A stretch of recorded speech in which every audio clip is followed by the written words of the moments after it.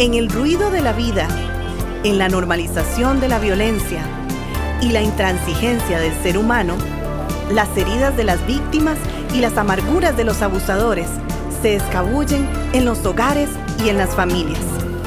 Levanta propone un acercamiento integral, uno desde adentro, desde los lugares donde solamente Dios puede entrar. Conversemos.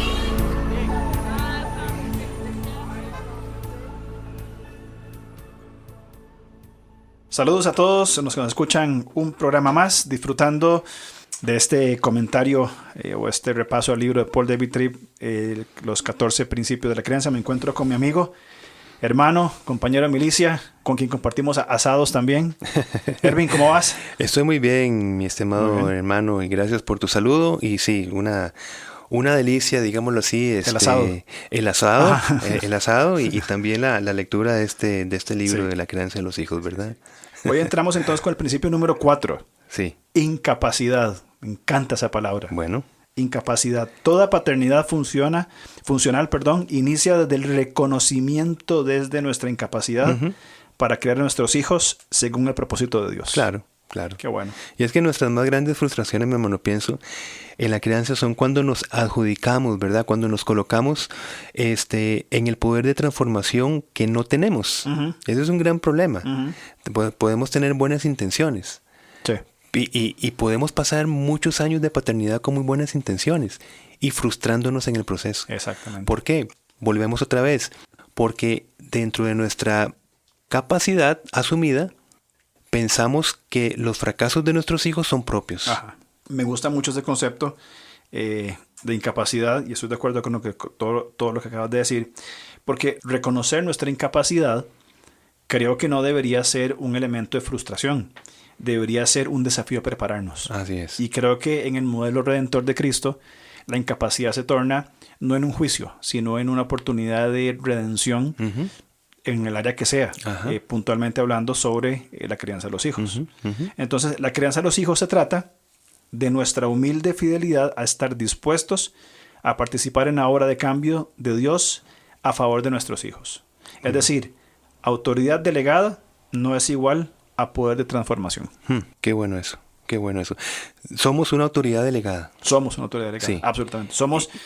Somos hombres bajo autoridad. Exactamente. Sí. Y esto es importante ante las pretensiones del Estado, de la educación, de todo. O sea, somos la autoridad delegada hacia nuestros hijos. Correcto. Pero delegada, como nos estás diciendo, no es igual a que se asuma que nosotros en esa delegación contamos nosotros mismos con un poder de transformación, sino que participamos de la obra de transformación de Dios en nuestros hijos.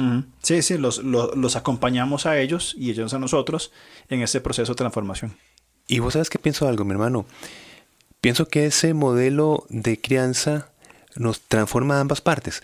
Por ejemplo, cuando nosotros vemos nuestra incapacidad como padres y mostramos la incapacidad en nuestros hijos mediante la ley, ambas partes están exponiendo sus incapacidades. Correcto.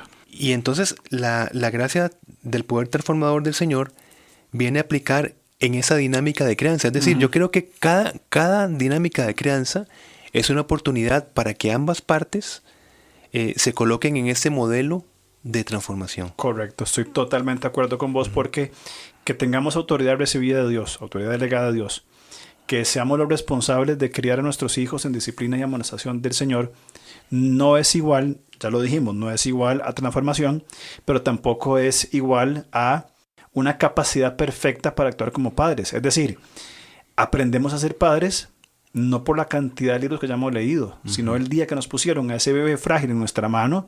Yo no sé vos cómo te sentiste, pues yo me sentí con una responsabilidad que no podía llevar. Claro. Sentí la fragilidad, lo pequeño y todo lo que implicaba los primeros días, meses de crianza. Si yo no puedo, estoy aprendiendo a ser papá. Inclusive esa responsabilidad uno la va viendo que se va haciendo más grande y más grande.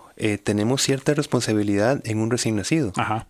física. Pero cuando empiezan a hablar, Claro. cuando empiezan a entender, A cuestionar. cuando empiezan a cuestionar y Sí. cuando quieran independizarse, Ajá. entonces esos grados de responsabilidad necesitamos constantemente ir creciendo en la gracia de Dios para esos desafíos de crecimiento en nuestros hijos. Grados de responsabilidad, aun cuando nuestros hijos, ya crecidos, adolescentes, adultos, van tomando decisiones que sabemos que son incorrectas, pero que tenemos que darle el espacio para que se equivoquen. Ajá, o sea, esa sí. responsabilidad nuestra como padres, decir, va a meter la pata de una manera, Ujú. pero ¿cómo desarrollo mi responsabilidad con ellos, aún dejándoles espacios para el error? Qué bueno. Entonces, es parte, como decías, en este proceso de desarrollo de responsabilidad, es siempre. Entonces, es muy importante lo que vos acabas de decir de las responsabilidades conforme crecen, que van a ser más grandes todavía. Y dentro de ese apego seguro, cuando meten la pata, como estás diciendo, Claro. la seguridad Ujú. de que vuelven a una familia que los consuele, Exacto. Ujú.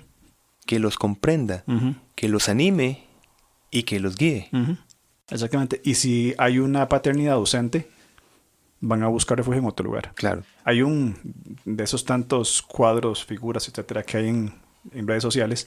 Hay uno que contrasta, que dice, la religión dice, 2 puntos, metí la pata, mi papá me va a matar. Ujú. Sí, Sí. mi papá me va a matar. Y el otro lado dice, la relación. Dice, metí la pata, tengo que buscar a mi papá. Qué lindo. Y ese contraste siempre me quedó muy marcado. Es decir, yo quiero que mis hijas cuando metan la pata me busquen. Qué lindo. Pero para eso, Qué ¿qué lindo. tengo que hacer? Ujú. Estar presente. Buenísimo. Y ahondar en lo que ya hemos hablado anteriormente. Qué bonito. Bueno, aquí ya nos estamos como papás de una gran noticia. Dios nunca pone la responsabilidad de transformación en nosotros, mi hermano. Y si no lo hemos entendido hasta hoy, yo suspiro y digo, gracias. Señor. ¿Verdad? Qué bien, porque ya Sí. descansamos como papás, Claro.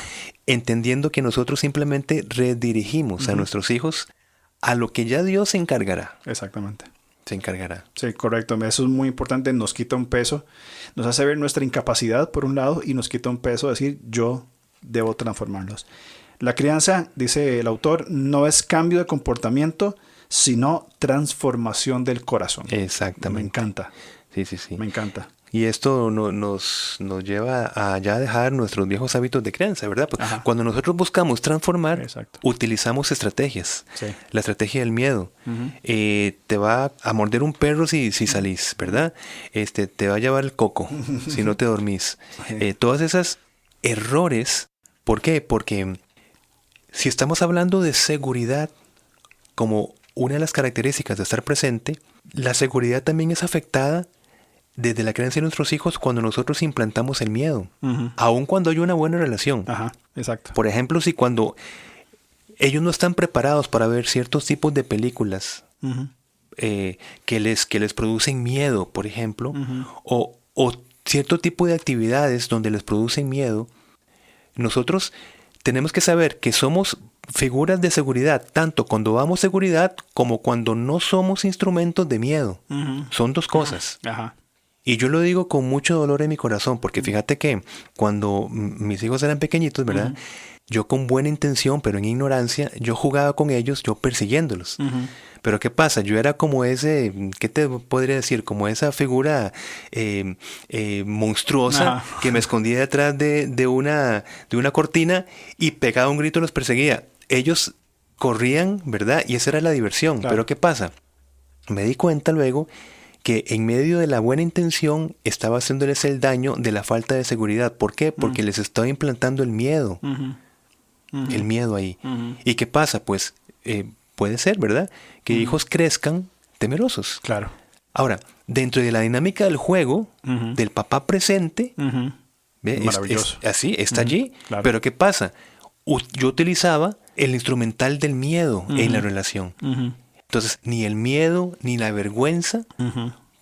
tienen nada que ver Ujú. en una relación de estar presente. Correcto. Sí, es muy importante eso que decís de que aún estando presentes tenemos que seguir afinando las cosas. Por ejemplo, algo que decías ahora de estar presente y de hablar, intentar corregir, ¿cuántas veces se modela la paternidad desde la mentira? También. Cuando vos decís, por ejemplo, veas, si También, se porta eso. mal, se lo va a llevar el coco. Eso. O como los papás, que no me ha tocado por dicha, Vea, si usted se porta mal, llamo al pastor. Bueno, que yo sepa, ¿verdad? Llamo al pastor para que lo regañe. Vea, es el pastor. Pastor, yo soy papá. Es su problema, no el mío. Sí, pero muchas veces se crían a los hijos, más que todo pequeñitos, desde la mentira. Si usted hace tal cosa, vea que exacto. eso es mentira. ¿Y por qué? Porque nosotros asumimos la transformación del corazón de nuestros hijos con esas herramientas. Exactamente. Ese es el punto. Se apela al cambio de comportamiento y no a la transformación del corazón. Exacto. Sí. Exacto. Nada más algo más para afirmar lo que... ¿Estás de acuerdo con lo que vos decías de los errores? Yo con mis hijas, con la mayor cuando estaba pequeñita, pero tenía 1 año y medio, 2 años, me decía, papi, vamos a jugar a la cocina. A la cocina no. Fue un pleito, ¿verdad? Esas novatadas de papá. Y terminó mal la cosa. Y ya después de gritos y pleitos y toda la cosa, termina. Ahora sí, Mari, vamos a ir a jugar, pero no en la cocina, a otro lugar. Nos vamos a las armas. ¿Ves, papá? Aquí, en la cocina. Y yo me sentía... Ella tenía armada la cocinita. Claro, tenía... O sea, los juguetitos de cocina. No, para ella la sala era la cocina. Entonces, vamos a jugar en la cocina. Y yo, no, la cocina no. Entonces, yo respondí mal en función de que ella tenía un concepto equivocado de una niña de 1 año y resto. Y con la otra, hubo un tiempo donde mantenía su cuarto bastante desordenado. Y cometimos el error de decirle, vos sos desordenada, vos sos desordenada. Y en un momento, otra vez, la misma lucha, y me dice, papi, pero es que yo soy desordenada.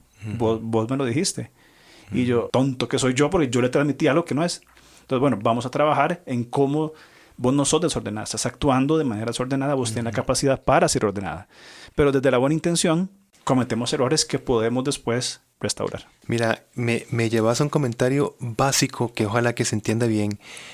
Me parece que la paternidad saludable, de estar presente, como hablamos de dentro de nuestra imperfección, se basa en reparar y reparar.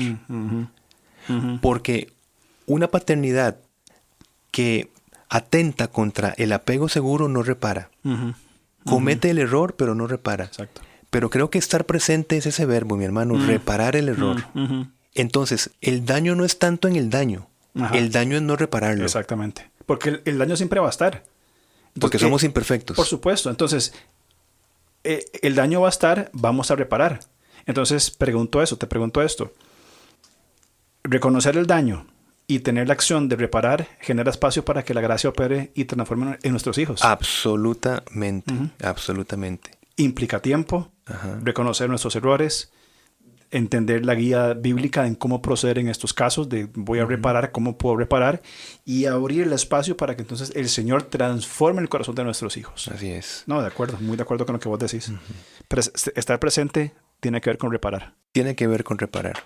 Y en eso de reparar, nosotros vernos vulnerables. Sí, absolutamente. ¿Verdad? Totalmente. No el papá perfecto, ¿verdad? Que no existe. Pues bueno, mi hermano, principio 5, identidad. Ajá, muy bien. Porque como padres debemos descansar en nuestra identidad en Cristo, para no buscar nuestra identidad en nuestros hijos, ¿verdad? Ya que cuentan con muchos recursos, mi hermano, muchos para herirnos, defraudarnos, desestabilizarnos. Entonces, no puede ser, por ejemplo, que nuestro carácter relacional dependa de nuestros hijos. Exacto. No puede ser que nuestra paciencia, nuestro ejercicio de la paciencia, dependa de la paciencia de nuestros hijos. Ese es el punto. Entonces, desde la identidad que tengamos nosotros en Cristo, así asumimos una paternidad. Pero igual, vuelvo a acuñar el tema. Si somos impacientes y decimos y hacemos cosas equivocadamente, vamos y reparamos para volvernos a colocar en la identidad que tenemos ya en Cristo. De acuerdo. Creo que la identidad fundamental en reconocer nuestros errores, en reparar nuestra identidad en Cristo, por supuesto. Como padres es fundamental para toda la vida.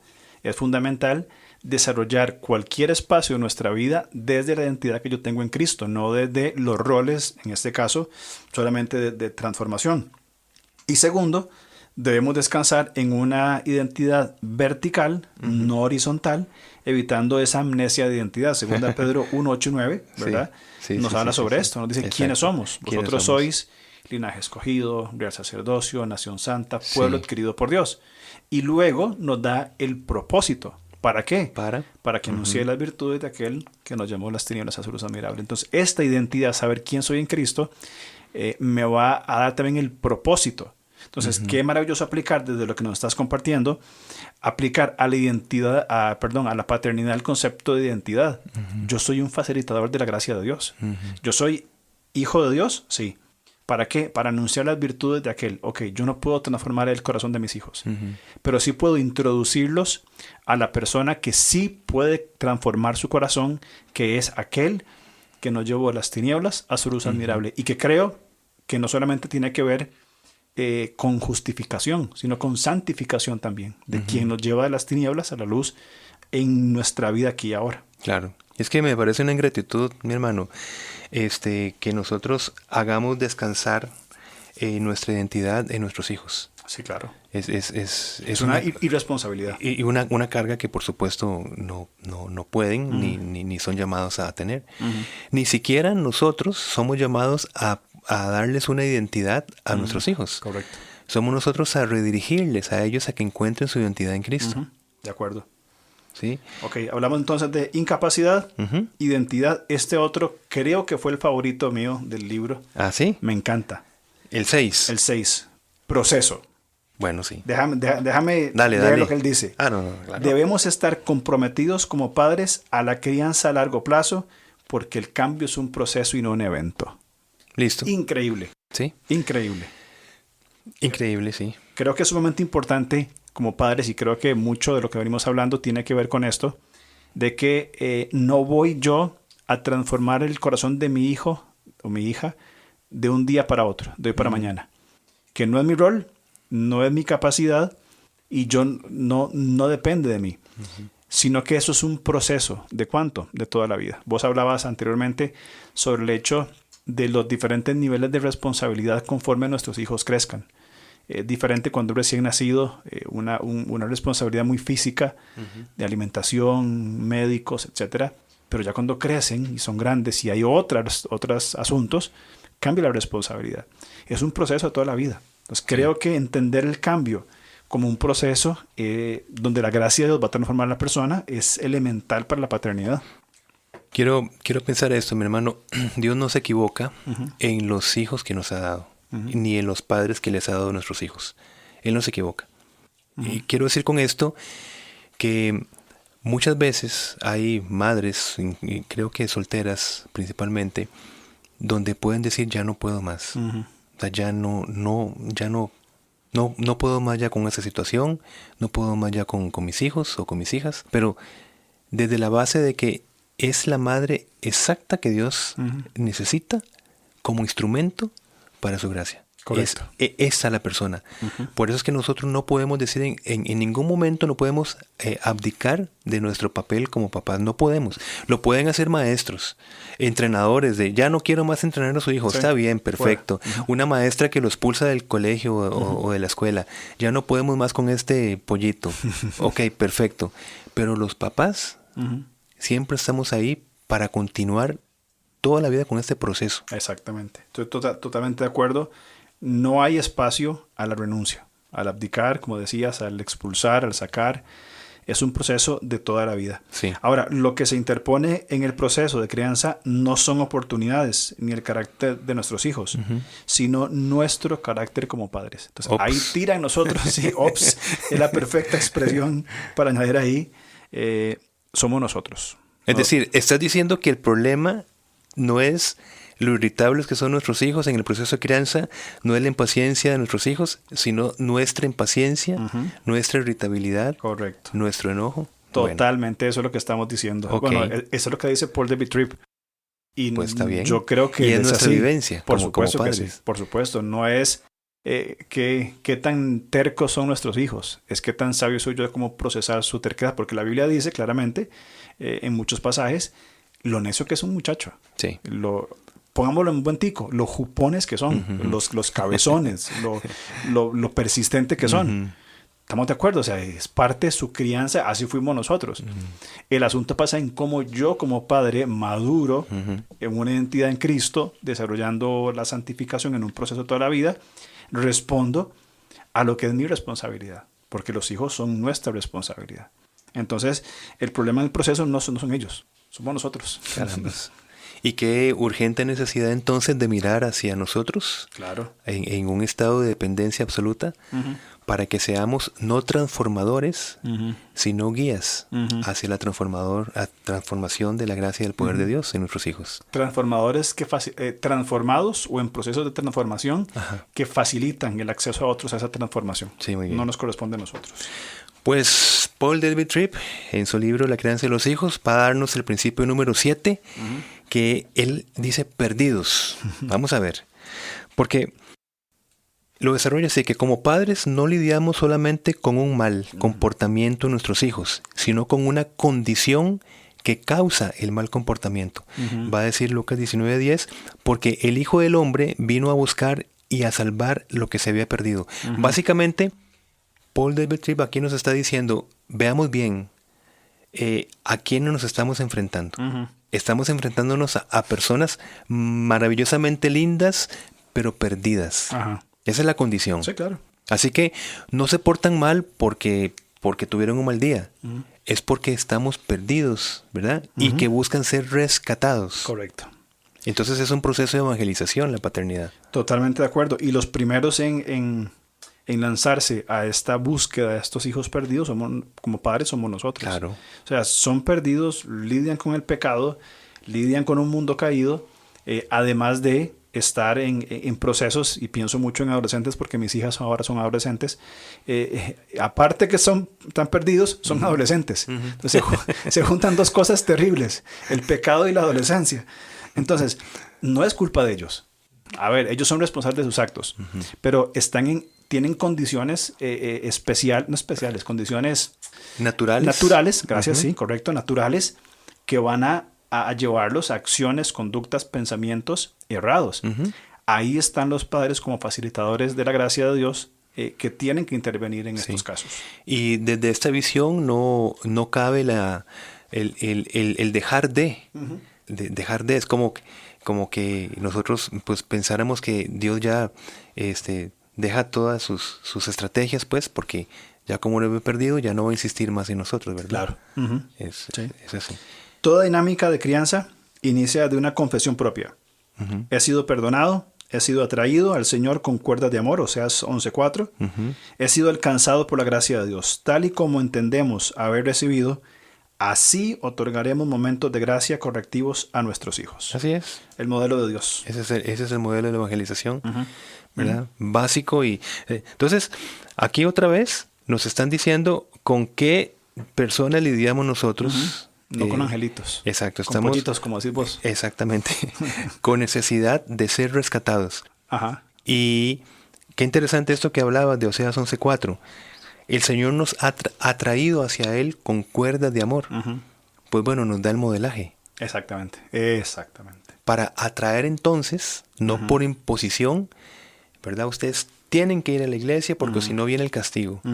Sino es como una respuesta de amor, primero relacional, desde una base de estar seguros, consolados, ser vistos. Mi hermano, sobre esta base se responde siempre hacia cualquier instrucción, hacia cualquier confesión. Claro. Esa es la base fundamental, estar presentes. Por eso es que lo empezamos hablando de ese podcast atrás.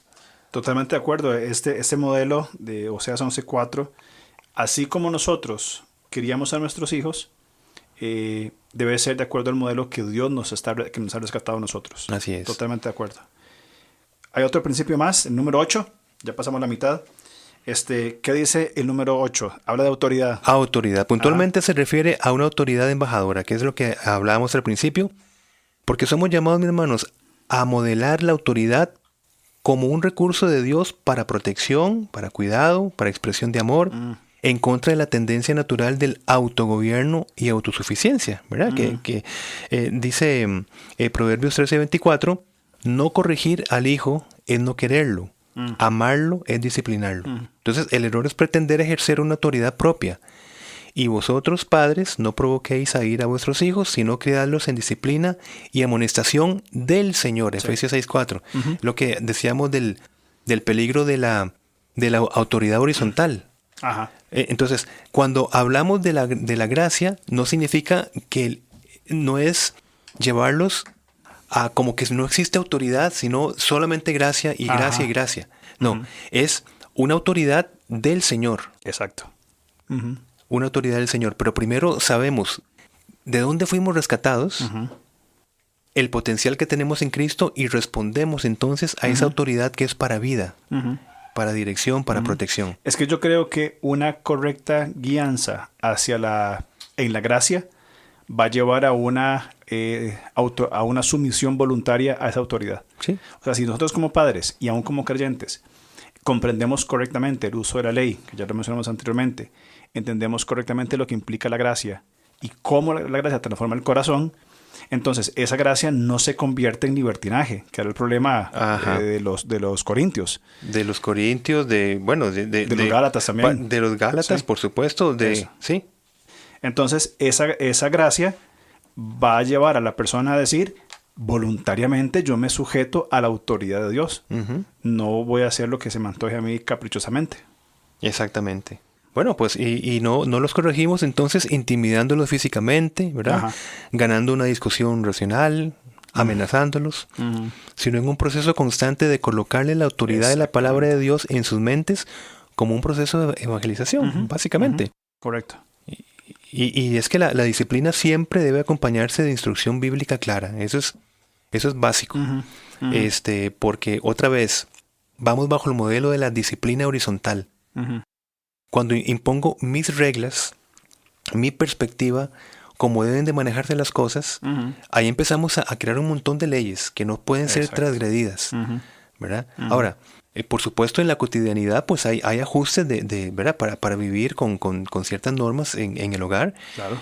Pero el problema es que el peso de estar, digamos, dándole el énfasis a que mis leyes no sean transgredidas, descuidando la implantación de la autoridad de Dios en sus vidas, estamos haciendo equivocadamente el proceso de implantar un tipo de disciplina, sea bajo mi autoridad o bajo la autoridad que nosotros vemos en la palabra de Dios. Correcto. Básicamente lo que hiciste fue explicar Efesios 6.4. Porque cuando habla Efesios 6.4, cuando dice de criarlos, tiene que ver con nutrir.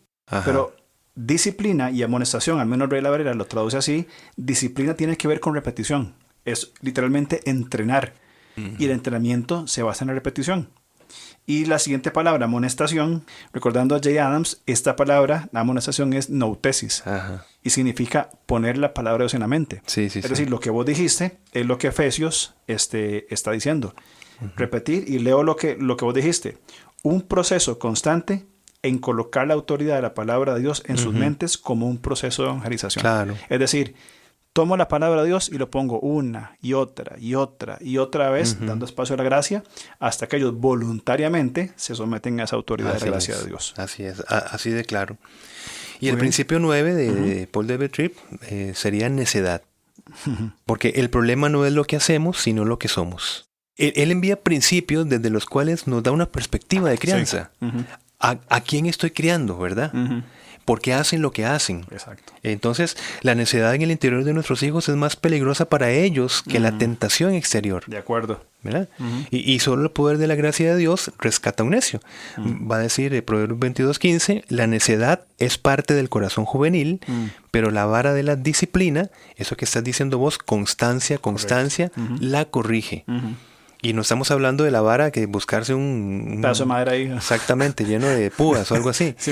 Estamos hablando de la amonestación, porque si lo ligamos con Efesios 6:4, la amonestación y disciplina en el Señor, no en mi fuerza física. Aquí vara tiene que ver más como medida, como punto de medida, más que como para decirlo un buen tico, como el garrote con que le damos, ¿verdad? Exacto, la chancleta o el cable, lo plancha, primero que aparezca al lado. Exactamente. Evidentemente eso son bromas, ¿verdad? Para que no se entienda que creemos en esos métodos. Exacto. ¿Verdad? No, totalmente de acuerdo en lo que estás diciendo de la presencia de la necedad en el corazón de los jóvenes, así como la nuestra. Disciplina que instruya, forme y edifique, porque la necedad mira más las cosas al revés. Sí, cierto. A lo bueno le llama malo. Sí, cierto. Bien, odia límites o de autoridad. Exacto. Esa es la expresión de la necedad. Estar viendo al revés las cosas. Exactamente. ¿Verdad? Y otra vez se junta con la adolescencia y encontramos un combo muy interesante para tratar. Sí. Muy Por bien. eso el énfasis de cuidar entre todas las cosas el corazón, Exacto. ¿verdad? Como dice Proverbios 4:23. Ujú. Y la convivencia relacional es según el estado de nuestro corazón, de nuestro corazón, ¿verdad? De donde surgen odios, ira, amargura, egoísmo, falta de amor. Entonces, cada instrucción debe aprovecharse para hablar del estado del corazón. Mi hermano, yo creo que esto se podría, no sé, yo creo que tenemos recursos para aprender realmente en algo que es tan desafiante como es la paternidad. Pero, por ejemplo, si asumimos esto, al menos, ¿no? De que cada instrucción se aproveche para hablar del estado del corazón y de los dos corazones que intervienen en una situación. Sí. Yo no sé si es aquí o en otra parte del libro, pero una frase que a mí me quedó grabada en el corazón y en la mente es que él decía que cada conversación con nuestros hijos tiene que ser una pequeña conversación de eternidad. Él habla mucho en el libro sobre esas, otra vez, un costarriqueñismo, esas habladas, esos sermones de horas señalando con el dedo, es que vos. Decía, eso no es efectivo. O sea, y es señalar meramente la conducta. Él decía, tenga pequeñas y constantes conversaciones de eternidad. O sea, más allá de que desobedeciste y quebraste un vaso por tu desobediencia, más allá de que te pasaste los límites con tu tiempo en pantalla, más allá de cualquier cosa, o sea, está bien, eso no está bien, vamos a tratarlo, pero ¿qué hay más allá? O sea, ¿por qué vos respondiste de esta manera? O sea, ¿por qué no obedeciste? ¿Por qué dejaste el vaso y se quebró? ¿Por qué transgrediste los límites que te hemos puesto? O sea, porque ya pasó el límite, listo. Un golpe no va a corregir eso. Una gritada tampoco. Pero si entramos en el corazón de nuestros hijos y entendemos que vos lo dijiste en un programa anterior, ¿por qué?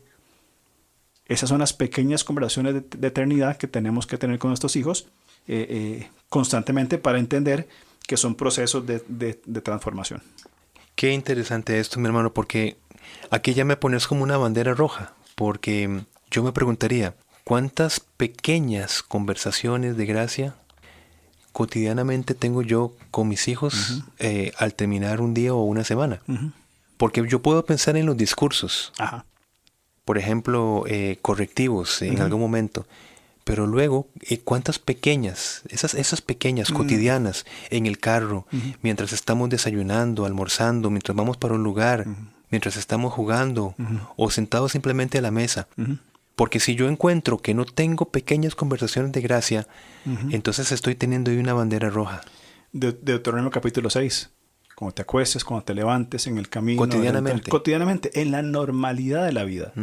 Qué poco efectivos son esos discursos, esas predicaciones homiléticas de los padres de 45 minutos, ¿verdad? Con todo un argumento teológico. Donde no se puede hablar, por cierto. Sí, es un monólogo. Es un monólogo que impensable, ni siquiera, ¿verdad? Y siéntese y míreme a los ojos. O sea, que una pequeña conversación de gracia, entonces es una comunicación en ambas vías. Claro, porque yo te escucho a vos, a mi hijo, como persona individual, hecha por el Señor, a imagen y semejanza de Dios, escucho qué me tenés que decir. Y si lo que me dice es un sinsentido, qué oportunidad para corregir. Pero si lo que me dice me revela más bien carencias mías como padre, que no estaba presente, entra lo que vos decías entonces de una figura reparadora. Uy, ella quebró el vaso, eso es un ejemplo sin pensar, ella quebró el vaso por X actitud mía. Quebrar el vaso es su responsabilidad, es una consecuencia de sus actos y eso tiene que ser tratado. Pero en lo más profundo esto pasó por una carencia, un error, una omisión mía. Entonces voy a reparar junto con ella. Ella lo que hizo es responsable, ojo. Los actos de nuestros hijos tienen sus propias consecuencias y no se quitan. Pero yendo más allá en esa pequeña conversación de eternidad, todo esto pasó, porque hubo algo que yo tengo que corregir. Claro. Entonces, entro ahí reparando y restaurando. Muy bien. Okay. Y es que la promesa de transformación, para ir terminando con este podcast, está en Ezequiel 36:26, ¿verdad? Y qué interesante que está en el Antiguo Testamento si ya estaba la ley. Claro. Es porque la transformación del corazón necesitaba la presencia de la gracia del Señor Jesucristo en su obra redentora para que fuese aplicada. Lo que quiere decir el autor es que si la ley bastase para transformar el corazón, la disciplina, por decirlo entre nosotros, mi hermano, agarremos la Biblia a partir de Éxodo 20 y quitémosle las páginas siguientes. Sí. O sea, no, nos quedamos con Éxodo 20, donde están los 10 mandamientos, y ya está. No hay necesidad de estar hablando de la necesidad o promesa de transformación de corazón. Y borremos el libro de Hebreos también, entonces. Sí. Arranquémoslo ahí, de nuestras páginas, porque todo. No tiene entonces la disciplina es suficiente para entonces. O sea, cumplir los objetivos de la disciplina por la ley es nada más esto. Y eso es lo más fácil. Sí. Es que eso realmente es lo más fácil, claro, pero no es lo que es correcto. Vos mencionaste el pasaje de Ezequiel 36:26. A mí me encanta ese pasaje. Hablaba hace un par de semanas en una conferencia sobre consejería, y el hombre que exponía, Steve Smith, hablaba sobre la marca del nuevo pacto. Cuando él preguntó cuál es la marca del nuevo pacto, yo dije la sangre de Cristo. Y dice, la marca del nuevo pacto es el Espíritu Santo. Y me hizo pensar, y Ezequiel 36:26, que el que citaste, os daré corazón nuevo y pondré espíritu nuevo dentro de vosotros. Y quitaré de vuestra carne el corazón de piedra y os daré un corazón de carne y pondré dentro de vosotros mi espíritu, con mayúscula, y haré que andéis en mis estatutos y guardéis mis preceptos y los pongáis por obra. Entonces, fíjate el nivel de profundidad que implica la paternidad, comprendiendo la necesidad de nuestros hijos, que son pecadores, tal como nosotros, que nuestro rol como facilitadores de la gracia es trabajar en su corazón a través de pequeñas conversaciones de eternidad y otra forma más para que el Espíritu Santo transforme el corazón de ellos. O sea, estamos hablando ya no de que te meto un chancletazo para que obedezcas. Exacto. Es que estoy siendo el facilitador de Dios para abrir el espacio para que el Espíritu Santo de Dios trabaje en mis hijas. Entonces ya yo no entro ahí, ya el Señor, yo me aparto. Exactamente. Qué interesante. Pues bueno, creo que con este concepto es más clarísimo, ¿verdad? Más claro, pero ni el agua, donde hablamos de la promesa de transformación a través del Espíritu Santo. Correcto. Pues bueno, con esto entonces damos paso a lo que será el tercer programa y último de esta serie de la crianza de los hijos según Paul Delbert Tripp. Hablamos la otra semana entonces. Si Dios lo permite. Perfecto. Chao.